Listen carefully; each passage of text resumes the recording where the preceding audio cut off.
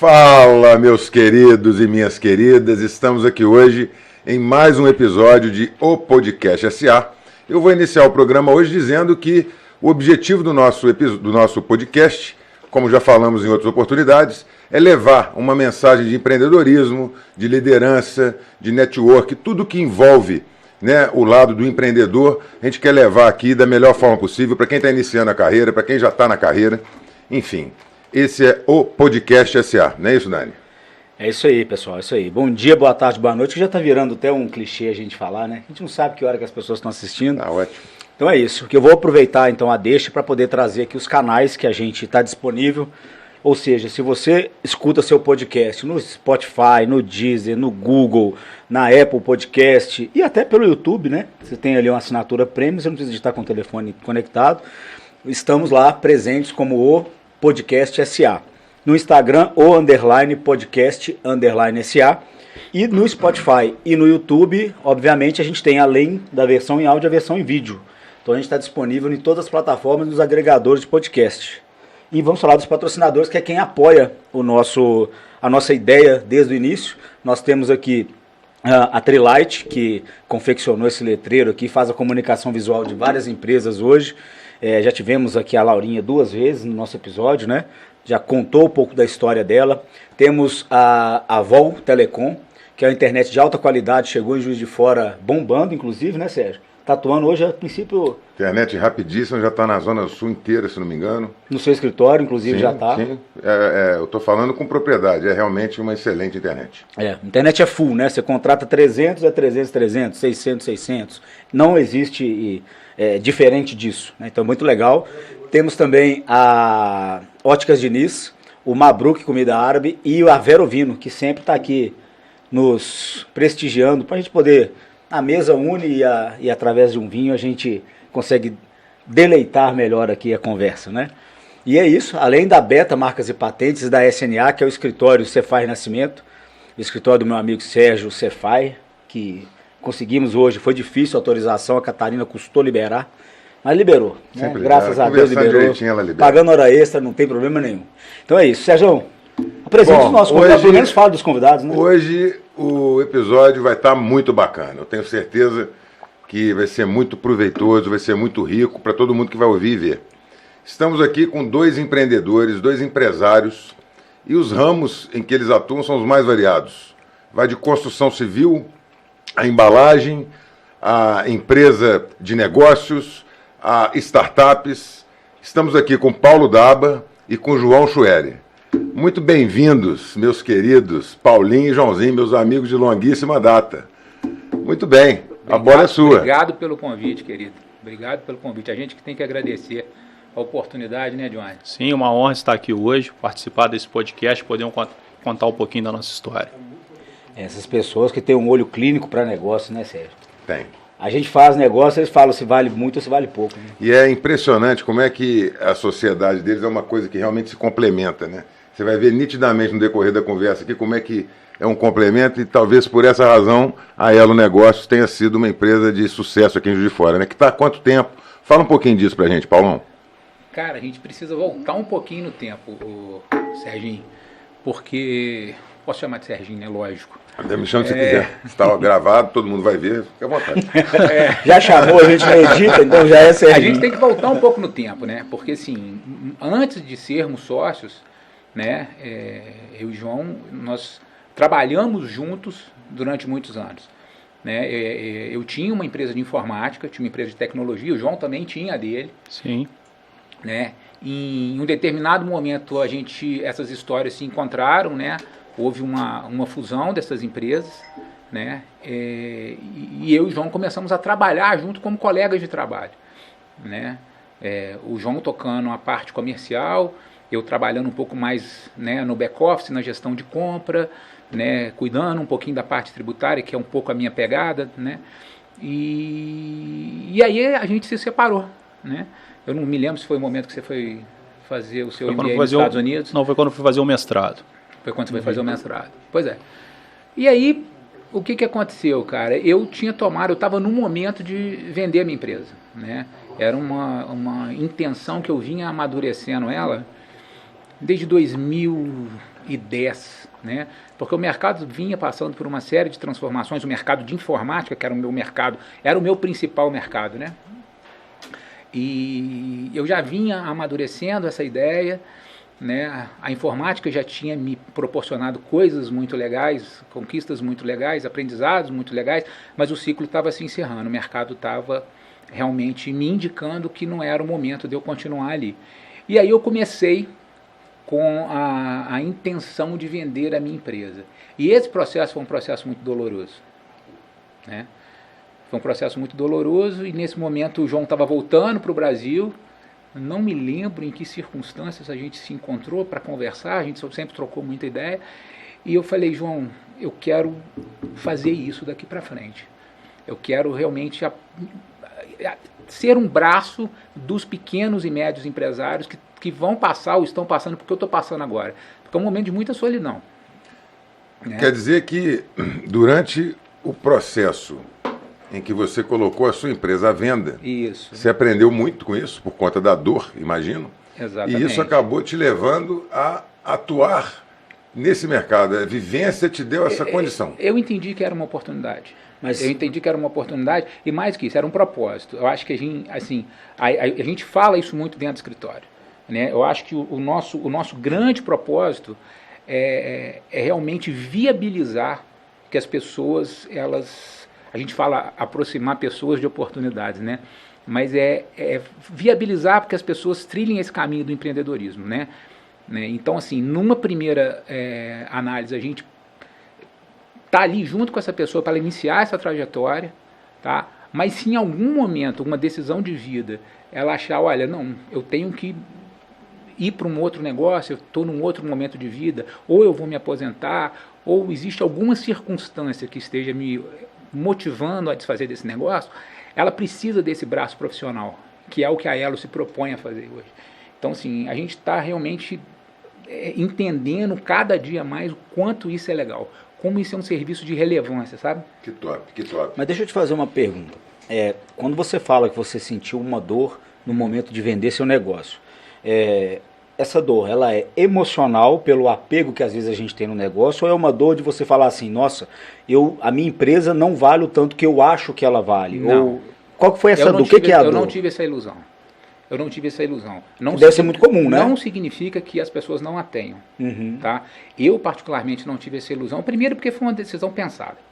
Foi uma decisão que eu vinha amadurecendo ao longo de um bom tempo, olhando para o mercado e olhando as oportunidades que eu poderia continuar a ter dentro do segmento que eu tinha à época, que era a informática. Então eu não tive isso, sabe? Eu sempre fui muito objetivo nesse aspecto. A dor é o que a gente sempre fala também com as pessoas lá dentro. O momento que você decide vender a sua empresa é o momento que você tem que estar mais focado na gestão dela. Porque aquilo passou a ser um produto, de uma forma bem grosseira falando. Sim. Aquilo passou a ser um produto. Então não faz o menor sentido que você, pelo fato de ter tomado a decisão de vender a sua empresa, seja por qual motivo, né, é que você tire a atenção dela. Então aonde está a dor? A dor está justamente em você dividir a sua atenção entre continuar focado no seu negócio, continuar fazendo esse negócio avançar e ter que lidar com todas as etapas de um processo de venda.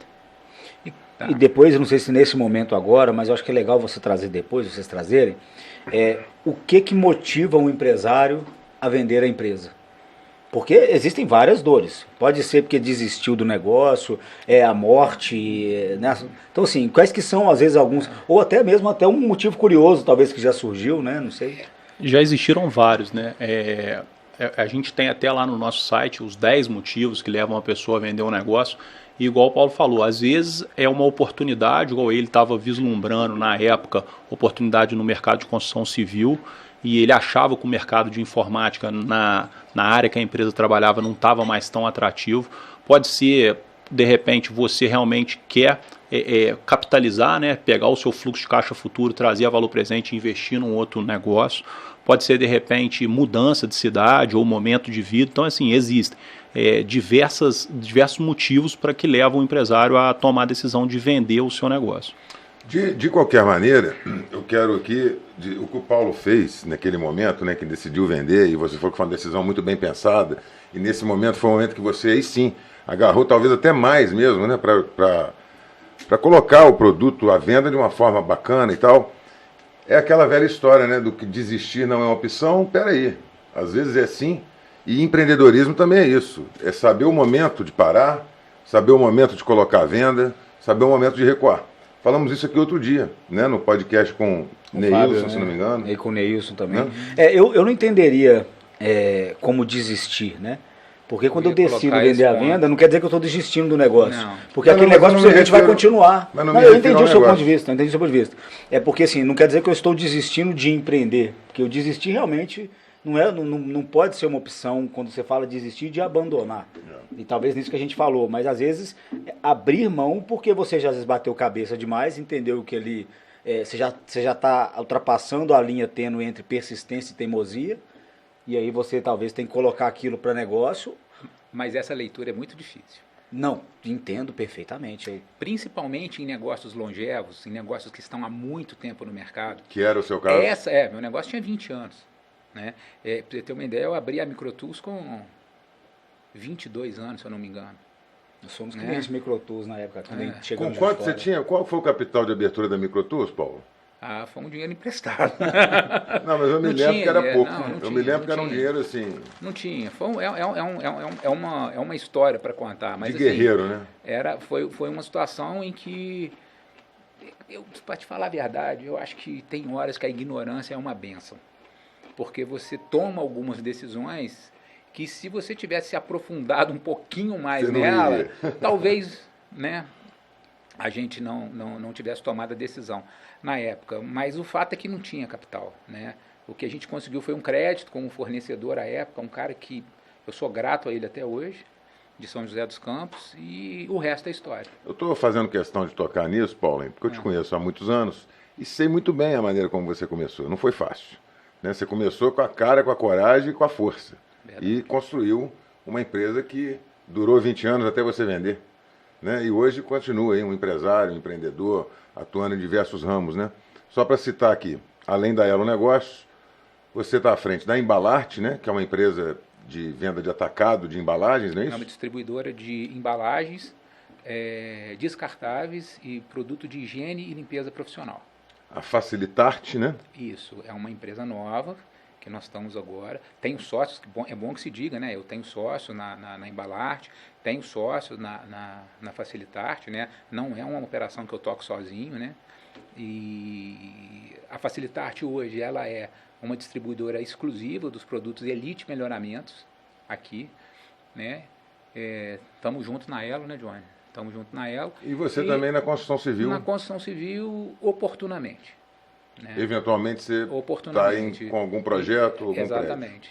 Tá. Muito bacana. Então, Joãozinho, você, além de estar à frente também da Elo Negócios, você tem eu me lembro do início da startup, da iFraldas, né? Sim, foi em 2018. Fala um pouquinho disso também. A iFraldas nasceu de um projeto da minha esposa, da Milene.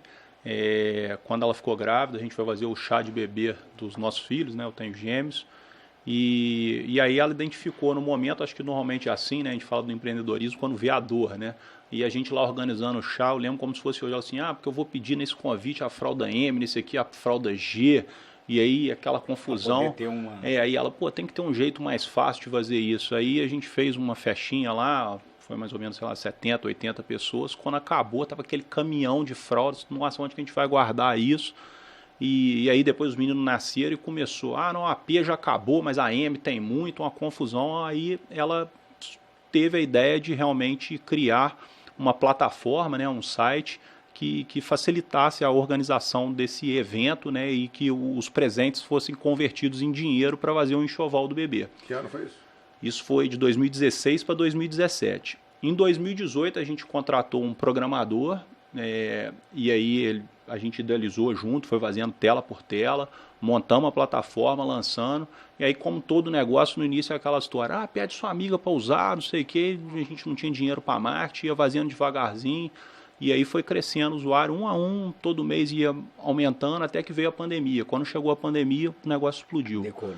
decolou e assim, o Paulo fala assim, que é impressionante como é que às vezes as coisas se casam, né? Nesse momento, assim, 2 meses antes da pandemia estourar, a gente tinha alguns amigos que eram do setor de tecnologia, de TI, né?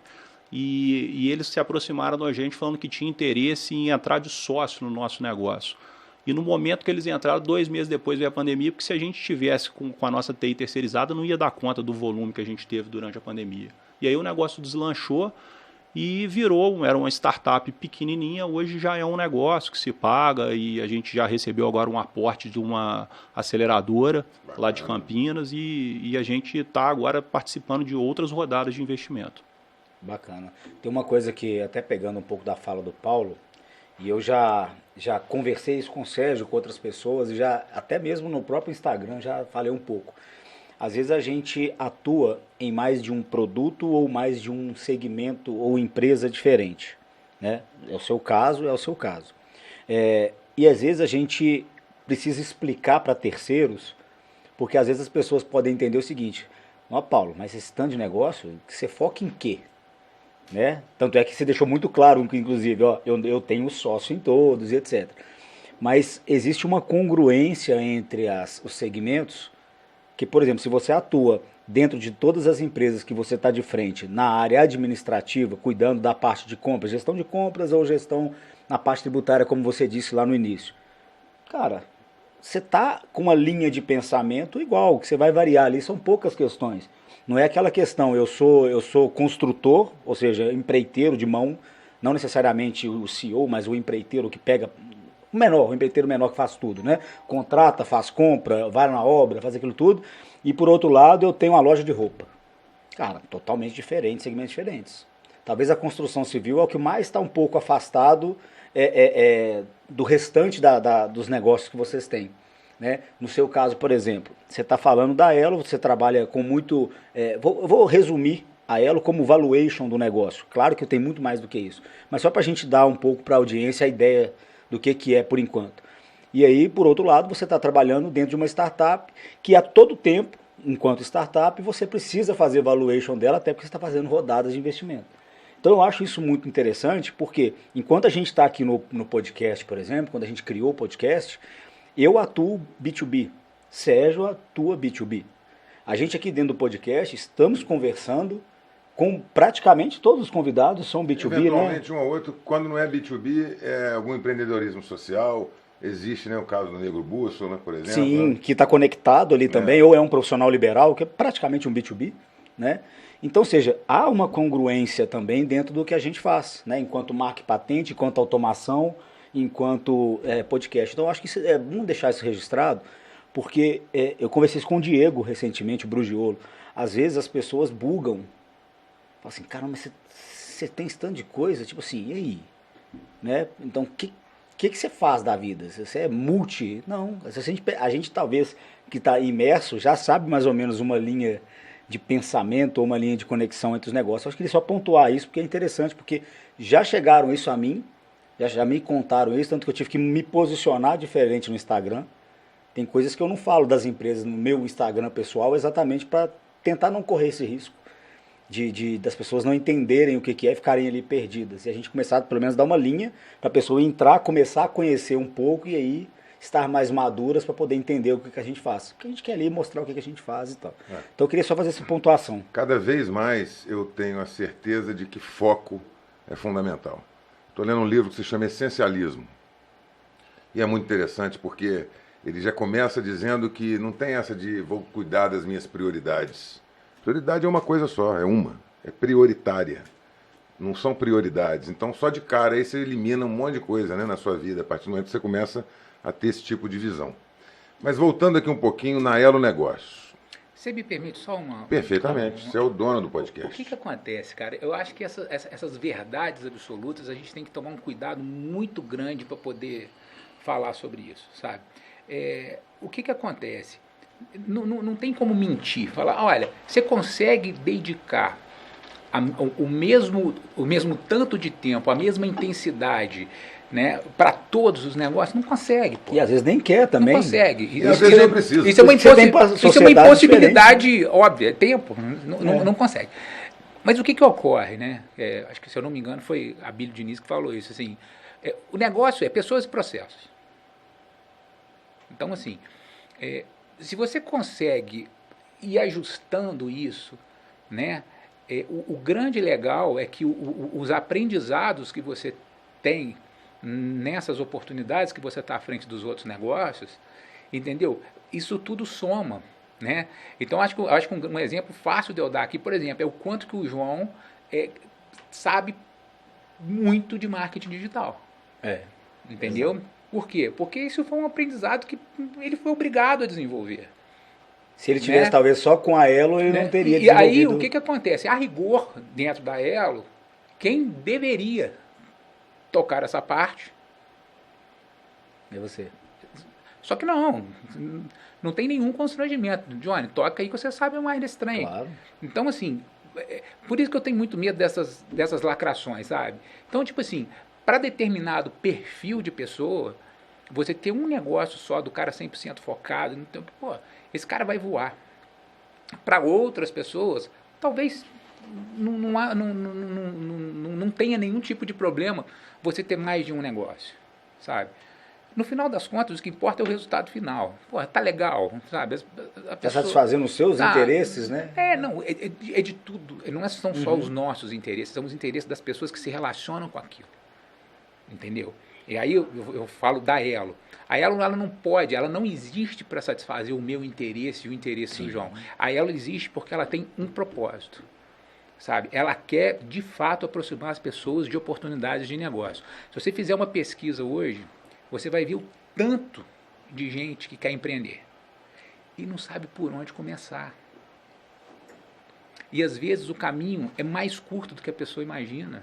E a gente tem inúmeros exemplos, para ser honesto, mais de 400 exemplos de como que a gente consegue, né, apoiar nesse processo. Então, desculpa, foi só uma parte. Não, maravilhoso, maravilhoso. Eu acho que é válido. Eu acho que essa... E eu concordo plenamente com o perfil da essa pessoa pontuação. que é... Né, meu irmão Júlio que falava assim, quando você perguntar se alguma coisa é boa, você tem que fazer uma segunda pergunta, né? É bom para quem? Para quem? Então, o que é bom para você, né? Acho bacana que é o seguinte, o Daniel trouxe a questão do foco, né? O Sérgio falou que está lendo um livro, aí o Paulo falou e eu concordo que a gente tem que tomar cuidado, porque assim, muita gente confunde o seguinte, foco é você fazer uma coisa só. Foca fazer uma coisa só naquele momento que você se propôs a fazer aquilo. Perfeito. E aí, até complementando, o Paulo falou, a Abílio Diniz falou do livro, eu fiz uma reunião por coincidência essa semana lá na iFraudas e eu trouxe essa mensagem do foco. E eu até pesquisei, mandei o vídeo para a equipe lá, que perguntaram para o Warren Buffett e para o Bill Gates se ele tivesse que falar uma característica que fosse essencial e principal para uma pessoa ter sucesso. E os dois falaram, os dois que já foram os mais ricos do mundo, né? Foco.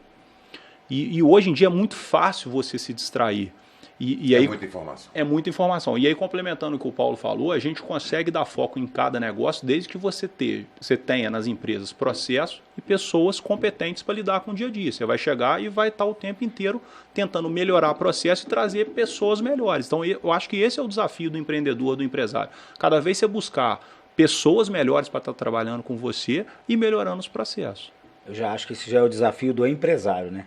Porque você lembra que a gente estava tratando a virada do empreendedor para o empresário? Porque existe isso, o empreendedor é mão na massa, cara. É o cara que chuta, cobre escanteio e vai cabecear. E em algum momento você continua empreendedor e contrata um CEO para esse cara tocar a operação enquanto estratégia, né? Ou então você contrata alguém para poder trocar a operação, que aí você vai estruturando, e aí você fica mais ou menos como um ajuste, né? Você tem processo, você tem pessoa, você roda em 5, 10 negócios ajustando. Reunião agora é isso aqui, vamos ajustar essa linha, essa linha. Né? Marketing, vamos ajustar aqui operação, vai para outro negócio, vamos ajustar aqui marketing, operação, porque não é que a estratégia é a mesma, mas a premissa vai ser sempre a mesma. Então eu entendo muito nesse sentido, eu confio muito que em algum momento que o empresário hoje ele se afasta e fica dono de um grupo, vamos colocar o Grupo Silvio Santos aqui, por exemplo. Você está falando de banco, não sei se hoje ainda está com o banco, né? Mas a gente está falando de banco, tem o Carnê, tem a Telecena, Tem todo aquele Jequiti, televisão. E é um ecossistema que se retroalimenta. Então, tecnicamente, o cliente fica ali dentro para tudo. Eu estava vendo uma entrevista do Silvio outro dia, num programa que estava contando a história dele. Ele fala abertamente, eu sou animador de palco. Pois é. Eu sou animador, eu virei empresário de televisão porque eu precisei. Eu alugava os espaços, em determinado momento eu falei, se eu quiser continuar, eu vou ter que ter a minha. Aí eu comprei um, mas eu sou animador de palco. Achei sensacional de falar isso. Deixa eu te falar uma coisa, Paulo e João, Elo Negócios.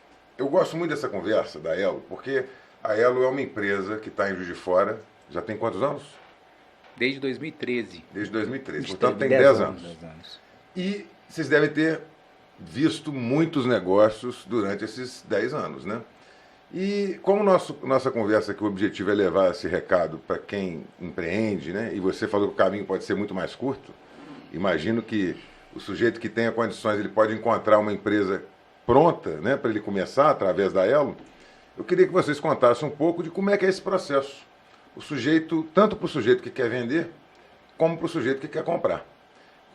Qual que é o trabalho da Elo? O que a Elo ajuda quem está vendendo ou quem está comprando? Ela ajuda todo mundo? Me conta um pouquinho disso aí. Eu vou falar um pouquinho da parte de quem está querendo vender. A primeira coisa é a motivação. Não pode haver dúvida. O empresário, ele não pode ter dúvida se de fato ele quer vender a empresa dele, que ele trabalhou há muitos anos nela, e qual que é a real motivação que está levando a essa decisão. Então esse é o primeiro ponto. O segundo ponto é o seguinte, o empresário precisa praticar o desapego. Toda decisão a partir dali, todo passo a passo a partir daquele momento da decisão, ele tem que ser exclusivamente técnico. Não existe amor. Não existe amor. Porque quando você tem um amor envolvido, aquele apego à marca, apego à história, né, você traz um complicador para o processo. E por que eu falo isso? Porque uma vez que ele contrate um profissional para apoiá-lo nessa trajetória, e não estou falando que tem que ser nosso, né? Estou falando que ele tem que confiar nesse profissional, e a primeira coisa é ter uma avaliação correta do negócio dele. Faz uma avaliação correta do negócio, né? E a partir daí vai trabalhar em conjunto com a empresa que o está assessorando. Porque o empresário, ele é a pessoa que mais conhece do segmento dele. Ele consegue indicar aonde estão os principais segmentos, os principais nichos, as principais empresas que podem fazer sentido você criar uma aproximação para fazer essa oferta. Porque às vezes a pessoa fica muito pensando assim, não, poxa, eu estou com um negócio à venda aqui, eu vou precisar achar um empresário novo. Isso é um equívoco. Pode ser um empresário novo? Pode. Mas um empresário novo muito para negócios menores. Negócios de médio porte, muito provavelmente não vai ser um empresário novo. Normalmente até um concorrente, né? Sim, é um concorrente ou uma empresa que está, às vezes, ampliando o segmento, aumentando o leque de produto ou de serviço. Aí você pode pensar em várias coisas, você pode pensar em verticalização, você pode pensar em crescimento orgânico, aí você pode pensar em uma série de coisas. Mas o fato é que o empresário, ele tem que entender que a partir do momento que ele tomou a decisão, acabou o amor. E me desculpe se eu estou parecendo rude, não é isso. Eu estou dizendo o seguinte, tem que ser uma decisão técnica. Dali para frente quanto vale a minha empresa? Aonde estão os clientes? É comum, é muito comum, mais do que vocês imaginam, né? A gente está com um empresário lá, mas você não pode oferecer para fulano, para ciclano, para beltrano. Ah, não, mas eu não gostaria que a minha empresa tivesse exposta em determinada situação. Quer dizer, existe emoção ainda ali, né? Muita. E assim, isso é um dificultador para o negócio. Tá? Então, assim, do ponto de vista da venda, assim, eu diria que são essas três coisas. A decisão de fato, a real motivação, porque isso reforça a decisão, né? E ele assumir que dali para frente os critérios serão 100% técnicos. Não existe essa emoção associada. A emoção atrapalha o processo de venda. Eu já vi isso acontecer com imóvel. Tem um amigo que é corretor e é isso. Vendeu um apartamento de 2 milhões de reais. Aí acha um comprador para apartamento. Aí chega para o Sérgio, achei um comprador para apartamento. Aí a esposa tá do lado e fala assim, mas vai vender?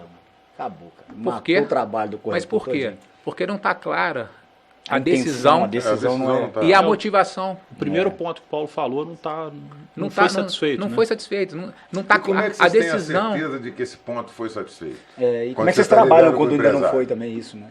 Que é um Eu psicológico. posso dizer para você que eu estou decidido, mas no fundo não estou. Quero valorizar demais o meu negócio. Vale 100, eu falo que vale 300, menos de 300 eu não vendo. Então os indícios, Então, isso é- os indícios são esses. Né? É você desconsiderar uma interpretação técnica dos números ou uma avaliação técnica dos números. Isso demonstra que você não está decidido. Você criar dificuldades para o processo de venda. Né? Então, assim, durante a entrevista, né, tem vários sinais que a gente percebe. E é muito né? comum vocês se depararem com esse empresário que ainda... Aconteceu tem uma semana. Mas aqui, de cada 10, como é que é isso? Porque eu tenho a sensação de que é muito, né? Me conta aí. Acontece. Vocês têm um trabalho de convencimento? Acontece.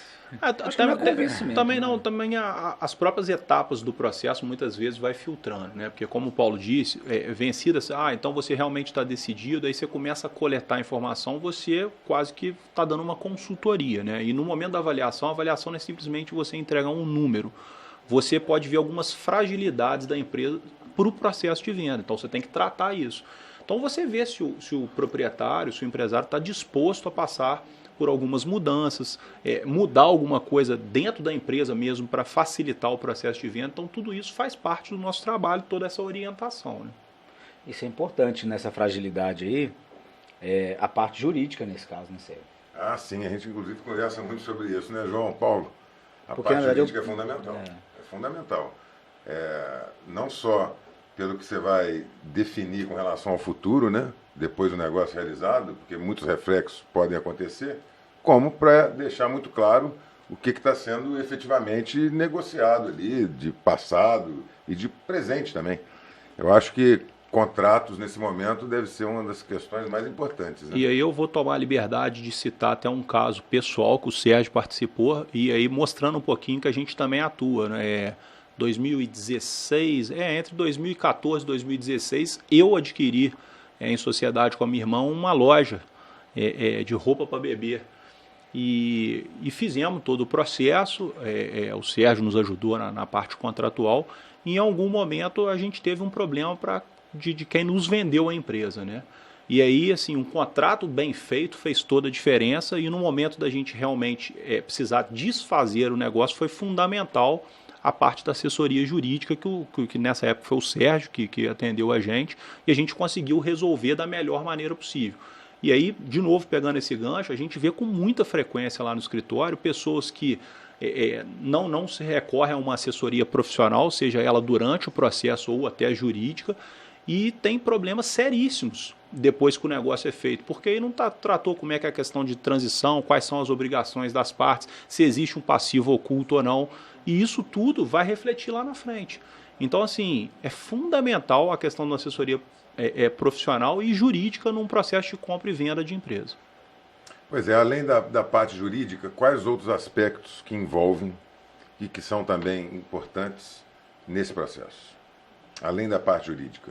Quando você fala em valuation, vamos dizer, um outro setor que é importante, né, as informações acontecerem para que cheguem a um número correto, é um outro ponto.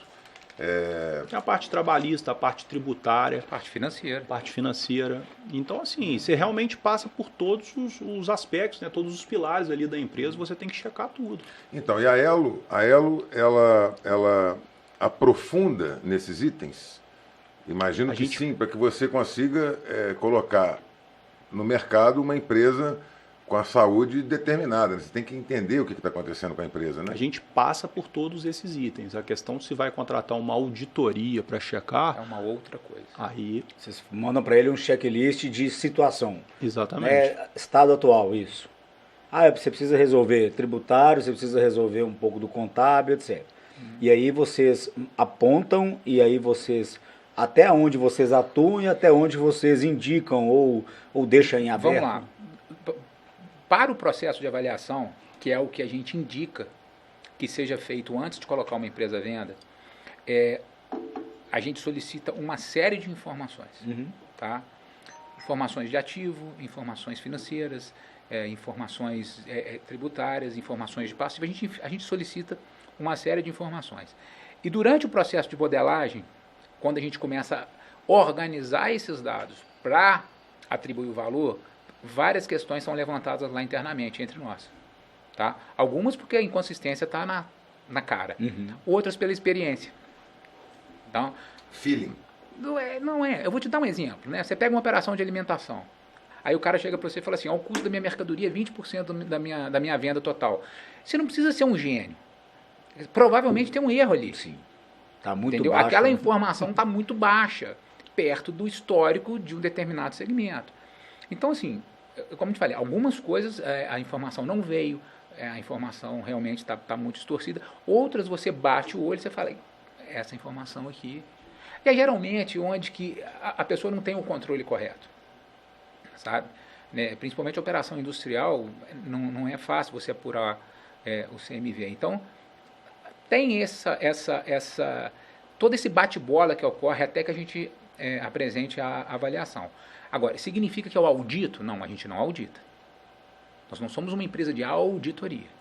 Né? Compete ao comprador, depois que ele olhou aquele diagnóstico, falou assim, não, espera aí, eu estou vendo esses números aqui, estou vendo a empresa, já fiz alguma diligência, acho que isso faz sentido para mim. Acho que isso faz sentido para mim. Ok, é uma decisão de vida. Então, cabe a ele, né, aprofundar naqueles números e verificar se aqueles números encontram, né, relação com a verdade. Né? Para negócios que não são negócios 100% formalizados, negócios menores, é comum, inclusive, né, já aconteceu algumas vezes, da pessoa ficar na boca do caixa. Obviamente tem um compromisso, né, que é feito entre as partes, né, e tal, para poder verificar. Então, assim, é isso. Mas, assim, a auditoria, não. Só se houver um contrato específico para isso. Mas essa de ficar na boca do caixa é uma ideia maravilhosa, para ver o movimento, para ver como é que a coisa acontece. Né? Dá para você ter uma ideia perfeita. É o dia a dia, é a vida como ela é. A rotina. A gente não tem ideia, eu falo isso com o João até hoje. Nós não temos ideia do número de negócios que acontece todos os dias, né?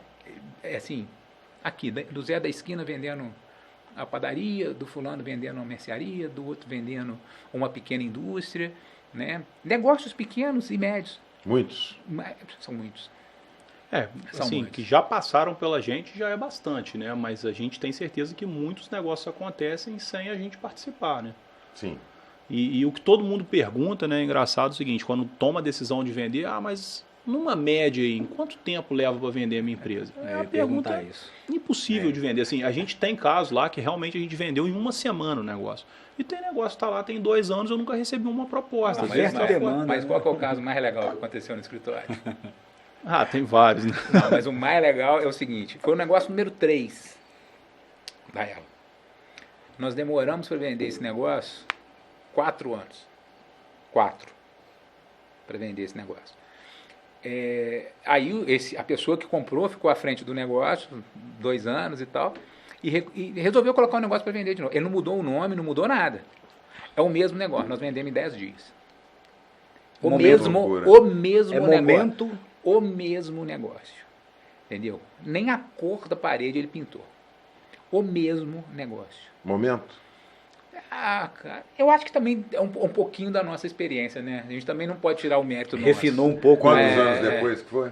2 depois? Demoramos 4 anos para vender a primeira vez, ele comprou, ficou 2 anos e meio à frente do negócio, aproximadamente, não tem um número, e depois em 10 dias nós vendemos o negócio. Muito bacana. Tem um outro caso também que é curioso, que aí foi um salão de festa, né? O salão de festa colocou a venda lá com a gente, e aí eu vou dar uma ordem de grandeza, mas na época no salão estava avaliado em 250 mil, e a proprietária tinha muita pressa para vender.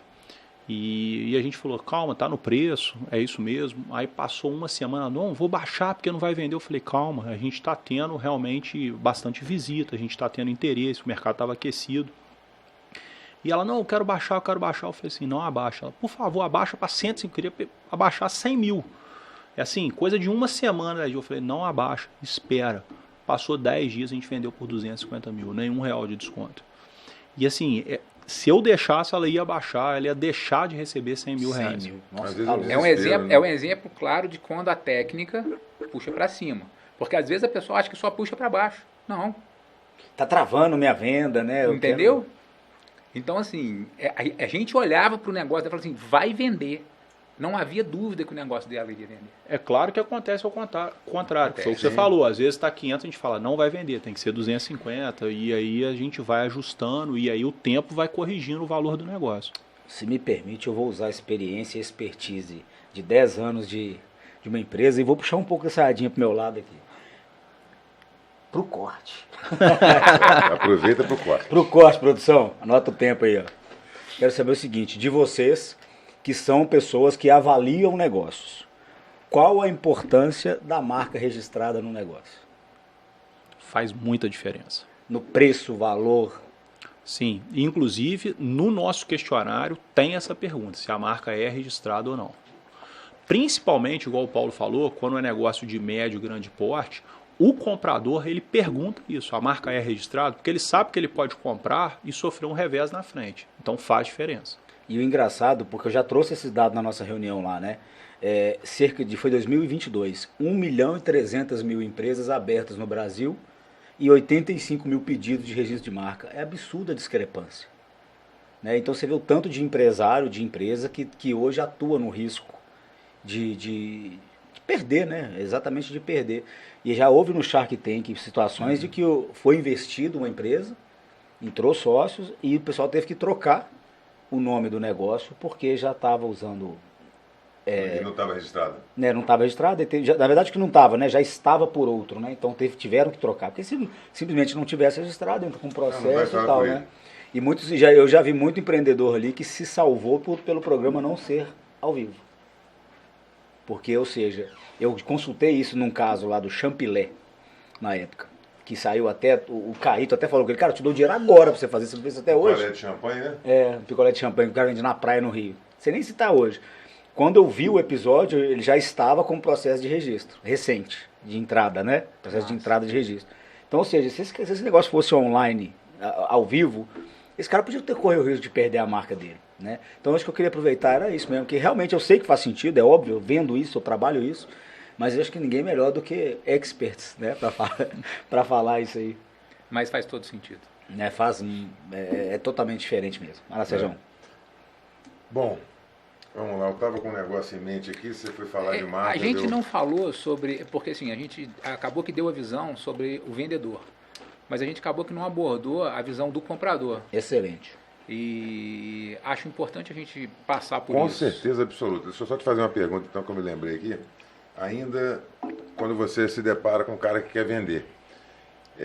Normalmente, aí é uma estatística que eu gostaria de saber, se vocês têm essa estatística, as empresas, de uma forma geral, elas possuem um grau mínimo de organização, ou é muito comum vocês se depararem com empresas que vocês veem que a coisa é boa, vocês têm um feeling de que o negócio é bom, de que o produto é bom, o cara não está ganhando dinheiro por má gestão e por outras questões.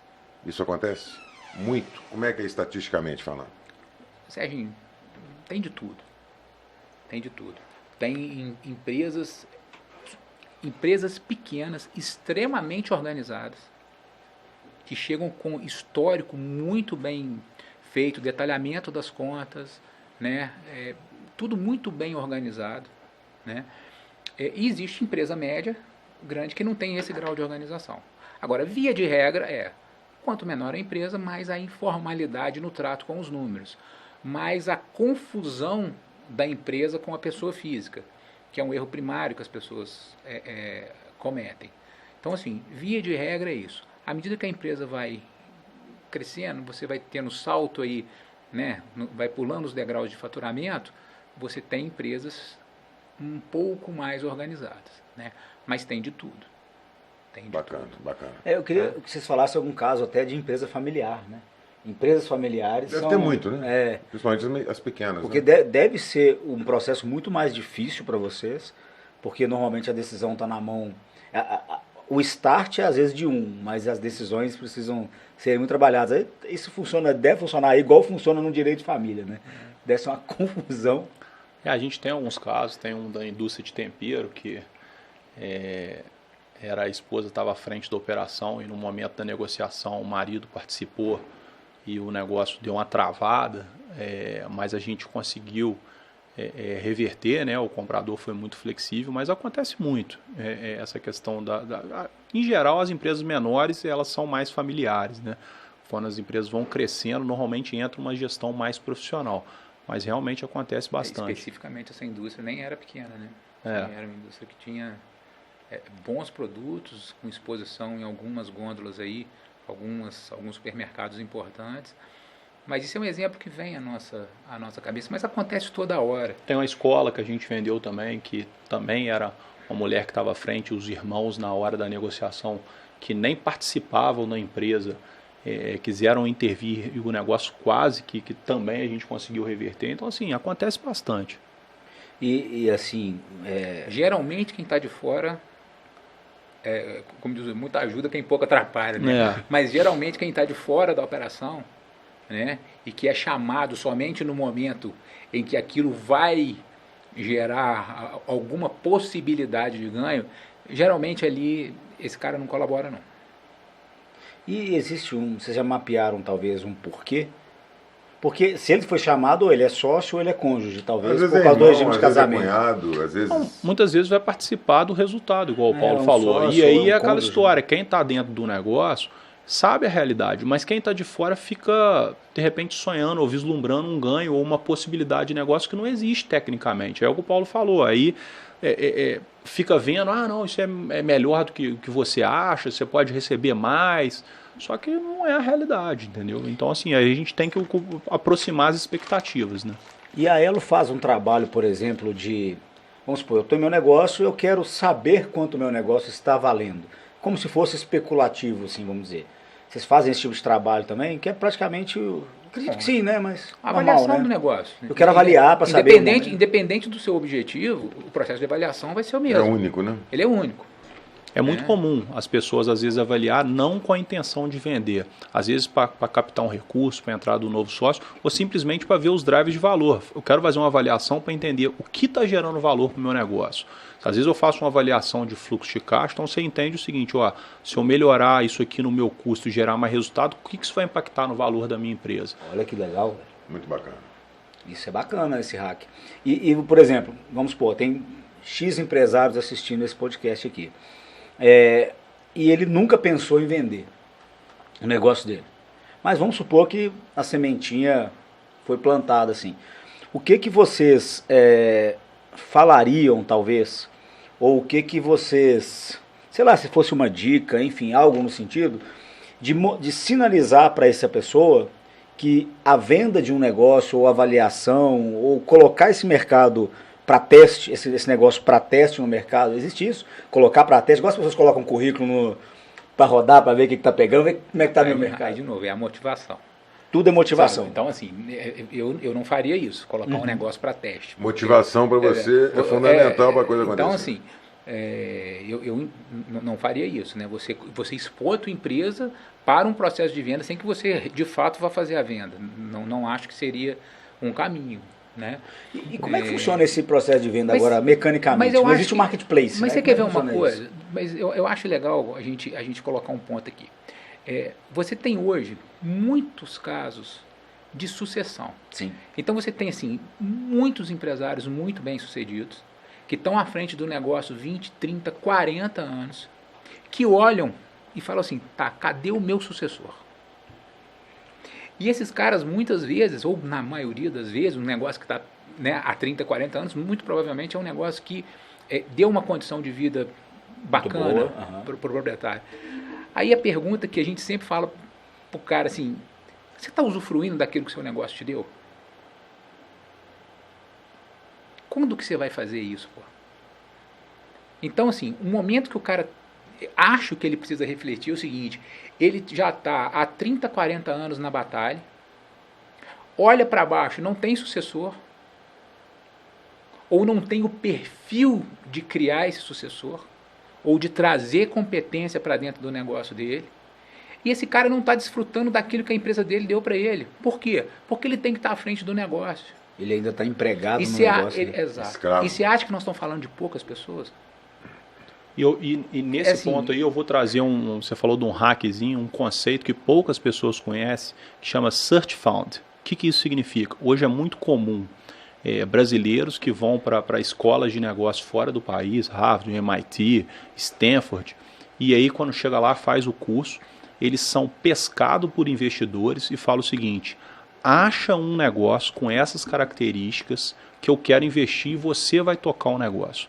Se você pode digitar no Google, o pessoal que está assistindo, procura Search Found. Aí existe a tese de investimento. O que é isso?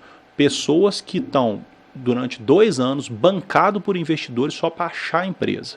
E o empresário fala o seguinte: olha, eu quero uma empresa que o faturamento seja de 40 a 100 milhões, que dê 30% de EBITDA no segmento de saúde. Pode achar que eu compro. E aí, esses profissionais recém-formados, que são considerados joias, né, no mercado corporativo, estão em busca dessas empresas para comprar, e muitas vezes, esse exemplo que o Paulo deu, dos empresários que não têm sucessão, não sabe que isso existe. Isso é real. É um mercado que, às vezes, não tem ninguém para conectar. A gente não recebe, sabia que existia isso. Pode procurar Search Legal. Found. Às vezes o pessoal liga lá para ela e fala assim, ó, e se identifica, eu sou do Search Found e tal, posso te enviar minha tese de investimento? Porque é muito bem definido. Ó, eu quero um negócio de faturamento de 100 milhões, 100 a 200, com EBITDA de tanto. Não adianta, se você não encaixar naquilo ali, não adianta nem oferecer. Fundos familiares também, né? Sim. Aproveitar que a gente falou 2 termos, né? O Paulo aí, trouxe antes e você trouxe agora. EBITDA e CMV. Depois mas aí conceitou só para poder finalizar, olha que motivação bacana. Porra, trabalhei 30 anos, construí uma... Não vou falar uma puta de uma empresa. Uma puta de uma empresa, uma puta de uma marca. Tô com dinheiro no banco. Porra, eu não vou para Cabo Frio, velho. Tá errado, né? Sem Tem uma desligar, coisa não errada. pode Tá errado. desligado no Por fim de quê? Porque semana, eu não tenho sucessor, e eu tenho uma característica de ser um cara centralizador. Isso acontece. Muito. Acontece. Isso acontece. Cara, que é a motivação mais bacana e justa do que o cara falar assim, pô, deixa eu vender essa empresa. Deixa eu pegar essa empresa que está no topo de valor dela. Vou realizar isso aqui. Deixa eu testar o mercado. Aí vou para o mercado. Uhum. Até me expressei mal. Deixa eu testar o mercado. Não, deixa eu ir ao mercado. Deixa eu ir ao mercado. Entendeu? E vou vender essa empresa. Posso fazer uma venda parcial? Posso ficar num conselho? Posso... Aí a gente pensa no que vai ser feito. Né? Então, assim, olha que motivação bacana. Conceitua pra gente CMV e EBITDA. Vamos lá, CMV é o custo da mercadoria vendida. Então, assim, quando você tem o faturamento, para você gerar aquele faturamento, o que você teve de custo de produto, ou seja, de insumo para você gerar aquele faturamento. E o EBITDA, o pessoal vem do termo em inglês, né, que é o lucro antes da amortização, da depreciação dos impostos, mas eu gosto muito de traduzir o EBITDA para facilitar como lucro operacional, o que a operação está gerando de resultado, que eu acho que facilita bastante para quem não está acostumado com esses termos. Ou seja, após esse lucro vai entrar ali os seus custos. Que é bem diferente do lucro líquido. O lucro operacional, depois dele, aí vem a amortização, a depreciação, os impostos. Por que os investidores, e aí assim, poucas pessoas conseguem explicar por que o pessoal olha muito EBITDA, não olha o lucro líquido lá, que é a última linha. O que é? Porque quando uma empresa adquire a outra, existe a engenharia financeira. Então, de repente, faz parte de um grupo onde eu consigo mudar a dinâmica tributária, contábil dos impostos. Eu consigo mudar como que eu vou lançar na contabilidade a depreciação, a amortização. Eu vou quitar a dívida, às vezes você tem uma dívida cara. Então, o lucro operacional, ele não vai entrar dívida, não vai entrar amortização, não vai entrar imposto. Porque você vai dar um outro tratamento a essas situações caso você compre a empresa. Então, exatamente, vai mudar o seu resultado lá no final. Então, às vezes, o seu lucro operacional é 30% e o lucro líquido é 10%. Mas na mão de outra pessoa, o seu lucro operacional é 30% e eu consigo fazer o lucro líquido de 10 subir para 20%. Entendi. Entendeu? Muito bem explicado, que aula bacana. João Apolinário faz muito isso, Muito bom. João Apolinário é mestre de fazer isso. Inclusive, você teve com ele, né? João Apolinário faz muito isso. Como ele é um cara que tem indústria, principalmente em Manaus, eu já vi ele investindo em negócio, exatamente, ele tira de São Paulo, tira de onde está, joga para Manaus, exatamente por esse motivo. Isso aí. Vai colocar isenções tributárias ali, vai melhorar o custo. Agora aqui, a gente falou muito do cara que está vendendo a empresa, né? E aí você falou que falta a gente falar do comprador. Exatamente. Então vamos lá. Vamos falar do sujeito que quer comprar um negócio. Como é que isso funciona? Como é que é esse processo? Como é que a Elo atua nesse processo? Bom, quer falar? Pode falar. Bom, a gente tem um portfólio de negócios que parte deles está no site e parte deles não está exposto em site, né? E assim, após 10 anos as pessoas já nos procuram, né?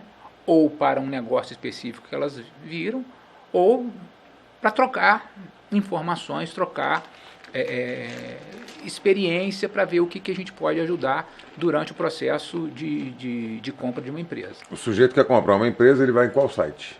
E tem lá um banco de empresas, é isso? elonegócios.com.br. Elo com 2 L's, né? Mas ele não deve se limitar àquilo, Elo com 2 L's. Ele não deve se limitar àquilo, porque temos empresas no nosso portfólio que não estão expostas no site. Sim. Por alguma razão específica? Porque ainda está trabalhando ainda internamente, acabou de entrar. Sim, mas às né? vezes por uma decisão.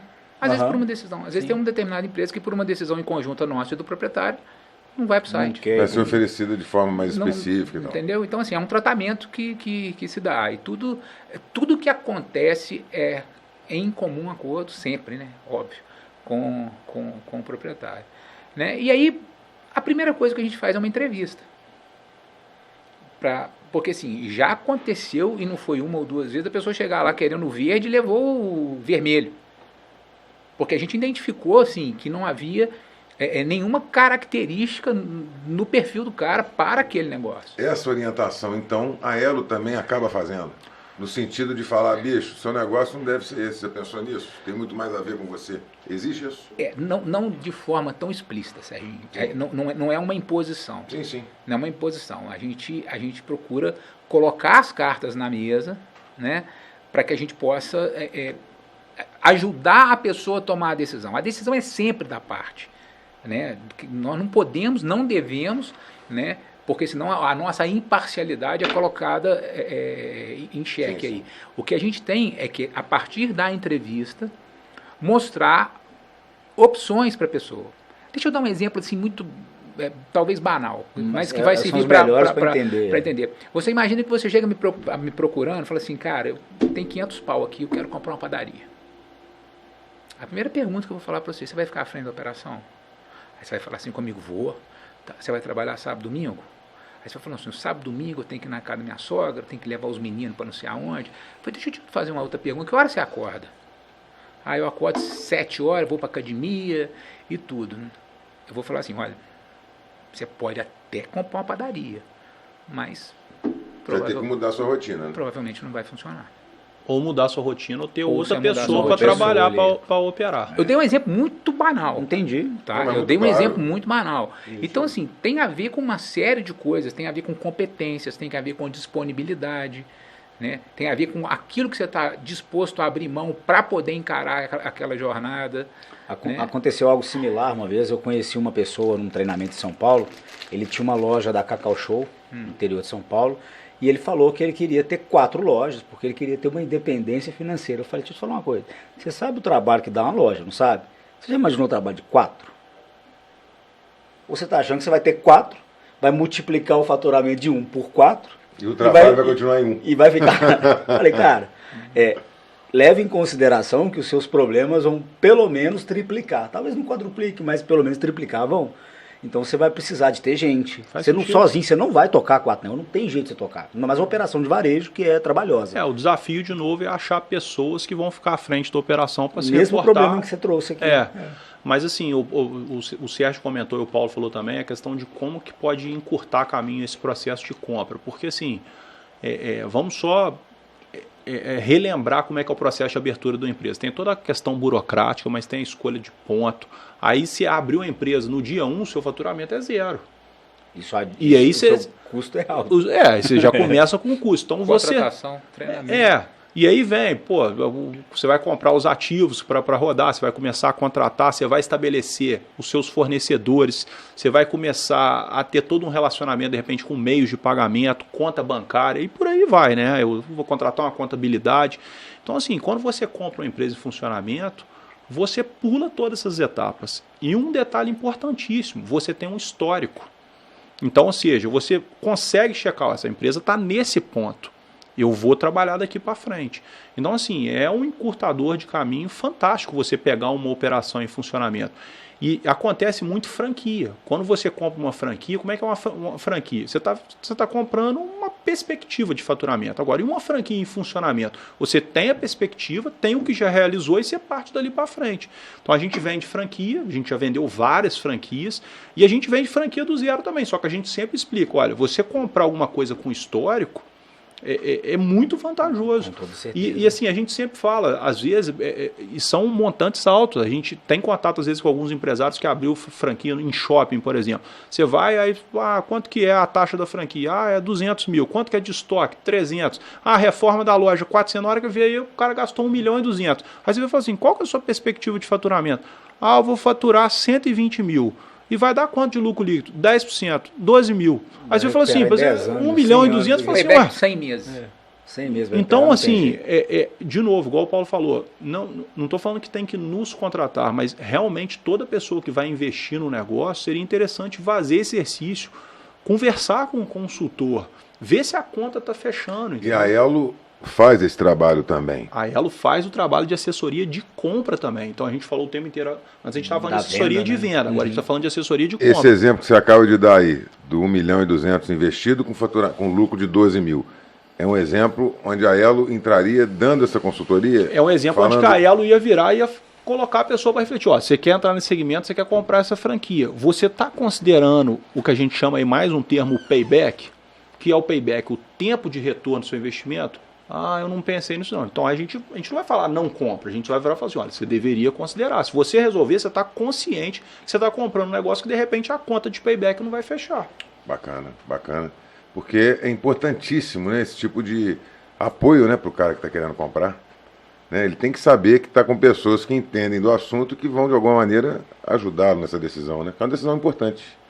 E aí agora então a gente falou da avaliação de empresa, que é o valuation, falamos da parte de venda, falando da parte de compra, e tem um quarto produto que a Elo atua, que assim, pouquíssimas pessoas conhecem, que é o arrendamento de empresa. O arrendamento foi até quem idealizou, foi o Paulo. Eu nunca ouvi falar. Nem eu. E acho muito bacana ele falar um pouco do conceito de arrendamento. A gente já fez algumas operações lá na Elo também, e de novo, poucas pessoas sabem que existe.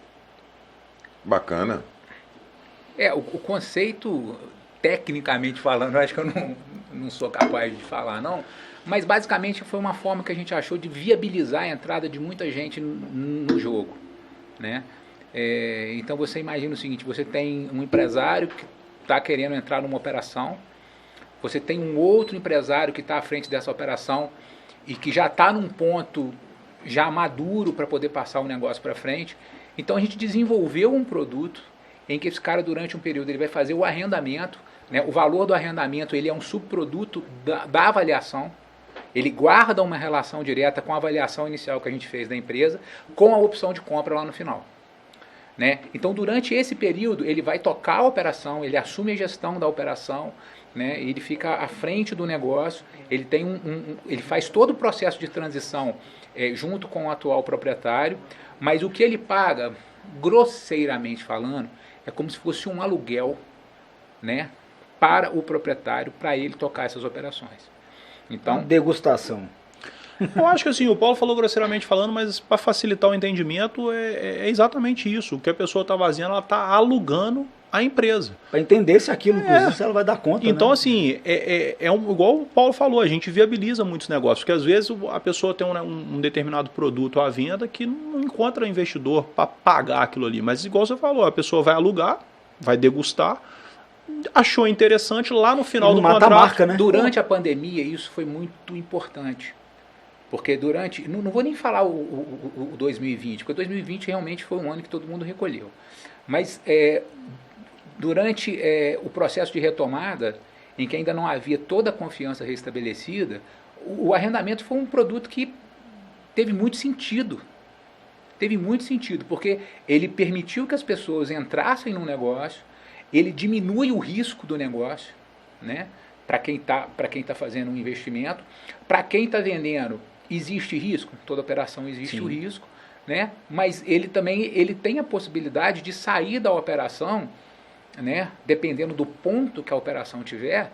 É uma decisão que, bem pensada e bem trabalhada, faz sentido para todas as partes, entendeu? Nós ouvimos um pouco acerca dessa questão de arrendamento em Tiradentes, algumas pousadas, lembra? A gente chegou a conversar com alguns donos de pousadas. É assim, nesse caso, nesse tipo de arrendamento existe muito, mas normalmente não tem a opção de compra. É uma questão é uma sugestão que pode dar. E nesse caso é importante porque você protege o negócio e a marca e o produto. Né? Porque se às vezes eu assumo e não consigo, a tendência, se eu não consigo colocar aquilo para vender de novo, a tempo dele não valer nada e às vezes acabar tendo que fechar, eu simplesmente saio do negócio, mas o negócio continuou. Então, ou seja, o mercado continuou consumindo aquele produto, o que mudou foi ali, vamos dizer, papéis. Né? Então é interessante isso, mas a opção de compra ela é justa, e eu vou te explicar por que ela é justa para todas as partes. Primeiro porque é o seguinte, eu falei que o arrendamento ele é um subproduto do valuation, da avaliação. Uhum. Então você imagina o seguinte, você arrenda um produto, tá? E você faz um arrendamento de 4 anos. E durante 4 anos você se mata de trabalhar naquele negócio. E faz investimento. Né? E você muda o patamar daquela operação. É justo o vendedor capturar essa diferença de valor? Não. Por outro lado, o vendedor, ele teve a avaliação justa no momento que ele decidiu pelo arrendamento. E durante o processo de arrendamento, ele recebeu a remuneração do capital dele. Sim. Né? Então é como se fosse um investimento. Mas essa opção de compra, nesse caso, vamos supor, você quer concluir antes de eu... Não, pode perguntar. Não, o que eu te falo é o seguinte, eu arrendei do Sérgio, ele está vendendo por 1 milhão, eu arrendei e tal, toquei o negócio. Hoje ele vale 1.200, beleza. O Sérgio falou assim, tá valendo 1.200, quero retomar. É um direito dele por contrato, eu acredito. É isso que eu queria saber. Como é que é nesse ponto, entendeu? A opção, veja bem, você tem a opção de comprar, de exercer a compra. Você não é obrigado a exercer a compra. Ele é obrigado a te vender. Então, ou seja, ele já vendeu, ele já assumiu o compromisso. Perfeito. Ele já assumiu o compromisso. E o capital dele está sendo remunerado ao longo do processo de arrendamento. Você não pagou, o negócio volta. Grosseiramente falando. Então, assim, é justo sobre todos os aspectos. Entendeu? O receio que eu teria seria isso. O Sérgio viu que o negócio cresceu, retomou o ânimo, sei lá, cresceu o olho e falou, quero de volta.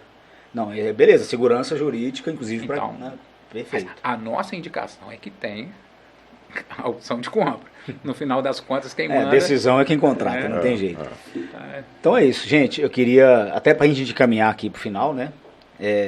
Que vocês trouxessem aí, talvez, aquilo que a gente sempre gosta de trazer como se fosse um último bloco, que é seria um incentivo, Sérgio? Um momento de incentivo, ou um momento que vocês...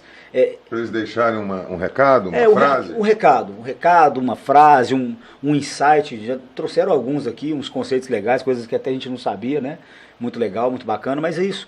E até mesmo falando, poxa, a Elo desenvolve isso, desenvolve aquilo. Por favor, é aberto mesmo para vocês nesse momento. Eu acho que eu vou pegar pelo tema do podcast, que é o empreendedorismo, e, de novo, o Paulo falou de às vezes a gente quebrar alguns paradigmas, né? O pessoal sempre associa o empreendedorismo a risco altíssimo e que o investimento é muito alto, e a gente citou aqui alguns exemplos onde que você consegue iniciar negócio ou comprar com um investimento não tão alto e nem tão arriscado, porque você tem o histórico de receita, você tem o histórico da operação, ou você consegue, porque assim, o pessoal costuma associar o empreendedorismo a grandes operações com risco altíssimo. Eu não vejo essa relação direta. Concordo. Então, assim, a mensagem que eu queria deixar é essa para quem está querendo empreender, que existem caminhos que podem ser encurtados e não tão arriscados como muitas vezes são falados. Deixa eu pontuar antes de passar para o Paulo. A gente bate isso muito aqui. Você falou que existem caminhos que podem ser encurtados. Perfeito. Às vezes a gente fala em atalhos, né? A gente está tentando tirar isso. Não é um atalho que você está dando, porque o atalho, se fosse bom, não existiria o caminho, né? Ele seria o caminho. E atalhos normalmente são esburacados. Todo episódio acaba saindo esse tipo de insight, que as pessoas querem atalhos. Não vão pelos atalhos. Os atalhos é ruim. Você chega, às vezes, ele é mais curto, mas ele dá mais trabalho. Então, show de bola. Faz uma análise, um planejamento e vai pelo caminho mais curto. Porque o caminho é o caminho. E aí vou de novo um exemplo. Eu lembro, eu contei o caso da iFraudas, quando a Milene idealizou, aí ela virou para mim e falou assim, João, estou decidido, vou fazer a empresa. E aí pegando um pouquinho de conceito de gestão, eu sou administrador, eu virei para ela e falei, tá bom, então faz um plano de negócio. Ela, mas o que é isso? Eu falei, não, vou te mandar por e-mail. Minha esposa, mandei para ela por e-mail, falei, tá aqui, ó, escopo. Passou 3 dias, ela me entregou o plano de negócio pronto. Eu falei, ela tá querendo mesmo. Tá. E outra coisa, Pode parecer, é ferramenta de gestão, plano de negócio, existe, isso vale a pena fazer? Vale. Então, igual você falou, tem o passo a passo para você empreender ou para você criar um negócio que, se seguido, realmente mitiga muitos riscos. Diminui bastante a possibilidade de problema e de prejuízo. Porque você estudou todo o mercado, estudou as concorrências, viu qual que é a necessidade de capital, projeta, faz um orçamento. Então, assim, são ferramentas de gestão que existem disponível para todo mundo e que muitas vezes o empresário não utiliza. O empresário, o empreendedor, no caso. Né? E o papel do plano de negócio é matar o negócio. Se passou pelo crivo do plano de negócio, tem uma boa possibilidade de viabilidade, né? Show de bola. João, vamos lá, Paulo. E tem a execução, né? Que é a parte mais doida. É a parte mais doida, né?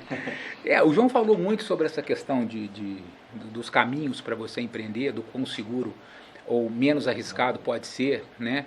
Eu queria só fazer uma outra abordagem, que aí tem um pouco a ver com a minha história pessoal, sabe? Em algum dia da década de 80, eu descobri que a minha família estava numa situação financeira muito ruim.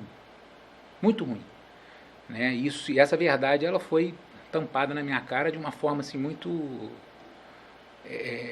repentina. Né? E aí eu entendi que eu precisava, estava na minha mão mudar aquela situação. Né? E embora eu tenha sido funcionário público federal concursado por 5 anos, né, o que mudou minha vida foi empreender. Então, assim, não importa o que você construiu, se você tem um negócio muito grande, se você tem um negócio pequeno, mas se aquilo de alguma forma transformou a sua vida e transforma a vida das pessoas que estão contigo, isso faz muito sentido. Então, assim, o resumo dessa ópera é o seguinte: se tem alguma coisa que tem poder de transformar vida, é o empreendedorismo. Eu vejo muita gente falando, olha, eu preciso mudar de vida, eu quero mudar de vida, não quero mais trabalhar, é um termo comum, não quero mais trabalhar para os outros, mas tá aí, e aí? Qual que é a atitude que você está tomando de fato para isso acontecer? Então, assim, é muito legal. A gente tem um país com pessoas extremamente criativas, entendeu? A gente tem um povo capaz de soluções inusitadas e bacanas, pessoas que sabem se relacionar. Então, assim, a mensagem que eu queria deixar era realmente essa, assim, um pouco além das questões técnicas, Sim. né? É assim, poxa, enxerguem no empreendedorismo um caminho para transformar vidas, não só a sua. A vida das pessoas, que é, de novo, um pouco do nosso propósito lá na Elo, né, João? Sim. Então, acho que é isso. Entendeu? Muito bacana, e eu posso dizer para você que eu, de certa forma, vi a sua vida de empreendedorismo acontecer, né? A gente é amigo há muitos anos, desde criança, um prazer, inclusive, especial por essa razão, né? Estar recebendo um amigo querido meu aqui, o João também, mas o Paulinho é um amigo de infância, além de ser meu primo, né? Além de ser meu, todo mundo fala que eu tenho muito primo, árabe tem muito primo e tal. Pô. Mas é meu primo do coração. E não sei se você se lembra, para finalizar, você foi meu primeiro sócio, com 13 anos. Você se lembra? Me lembro. Eu acho que a gente não vai poder falar qual era o produto, né? Pode falar qual era o produto. Era aquelas buchinhas de colocar em cabelo. Isso aí. A gente pegava o subproduto da meia.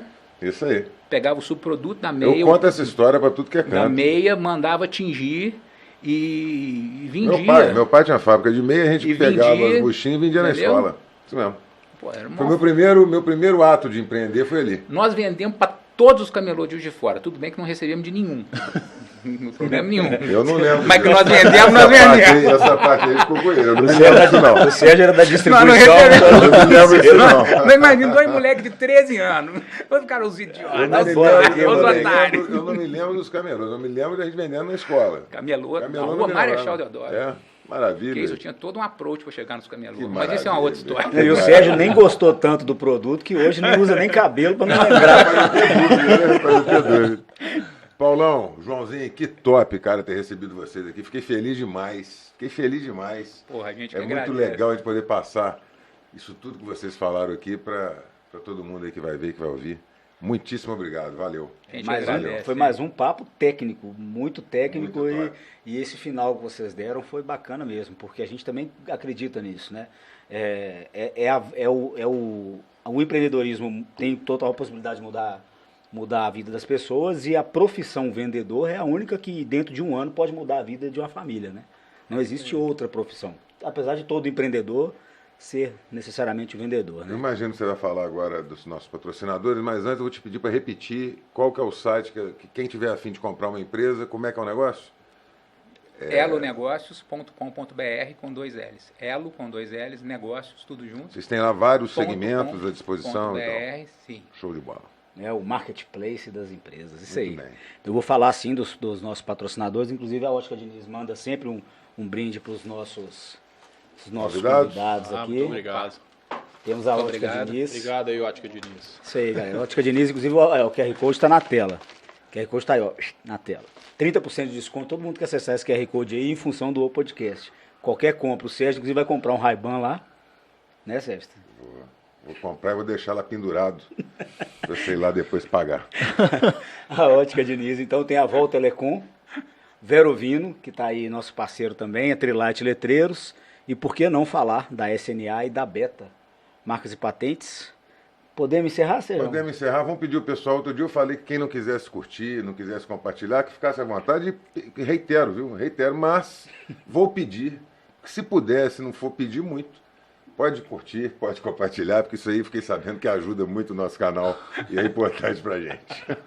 É isso aí, pessoal. Até porque tempo é dinheiro. Então, Quais são os canais? Fala de novo aí. nós estamos no YouTube, no Deezer, no Spotify, no YouTube, Deezer, Spotify, Rumble, Apple Podcast e Google Podcast. Ou seja, não tem desculpa para não acompanhar o podcast, né? Então é isso aí, pessoal. Mais uma vez, obrigado pela audiência e até o próximo episódio. Valeu! Show de bola. Obrigado.